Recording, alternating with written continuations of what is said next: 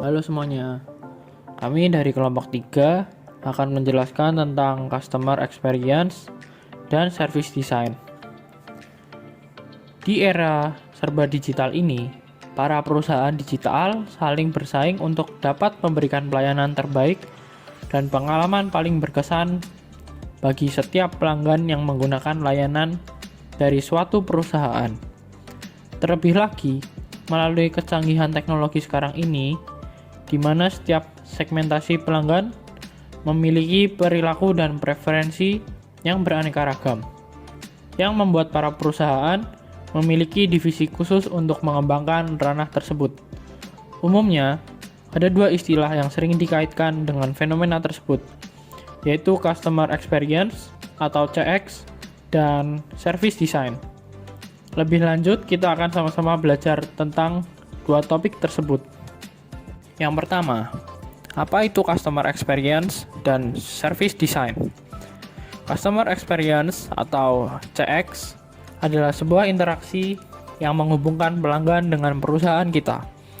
Interaksi mulai dari tahap pertama pelanggan tertarik dengan produk kita, sampai kepada tahap setelah pembelian.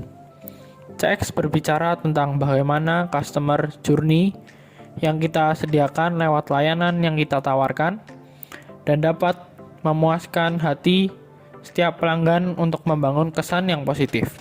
Berikutnya, service design merupakan sebuah strategi yang dirancang perusahaan untuk dapat memberikan layanan terbaik dari berbagai aspek kepada para pelanggan. Setiap strategi yang dikembangkan harus dibuat atas dasar permasalahan ataupun keinginan pelanggan. Hal ini dilakukan agar perusahaan dapat memberikan layanan yang menjawab kebutuhan mereka. Lalu yang kedua, hubungannya CX dengan service design. CX dan service design adalah dua hal yang saling terhubung dan tidak akan terpisahkan. Ketika perusahaan mengoptimalkan service design mereka, maka secara otomatis para pelanggan akan menerima pengalaman pelanggan atau CX yang memuaskan. Tentu ini berpengaruh lebih lagi pada keefektifan operasional perusahaan dan keloyalitasan para pelanggan yang merasa senang dengan layanan yang diberikan. Lalu yang ketiga ada benefit dari CX dan service design. Yang pertama, meningkatkan kepuasan pelanggan. Yang kedua, meningkatkan revenue. Yang ketiga, meningkatkan loyalitas pelanggan. Dan yang keempat, bagaimana mengoptimalkan service design untuk memberikan CX yang terbaik. Tentunya dengan mengenali pelanggan secara mendalam dan menyeluruh, kita harus memiliki mindset yang simpatik terhadap pelanggan. Apa kesulitan dan kendala pelanggan selama ini dalam melakukan suatu hal atau dalam mencapai suatu hal? Apa keinginan para pelanggan? Apa kebutuhan mereka? Apa yang paling mereka suka? Berpikirlah seakan kita seorang pelanggan. Hal tersebut sangatlah penting untuk dapat menciptakan service design yang paling sesuai agar customer experience pelanggan pun positif.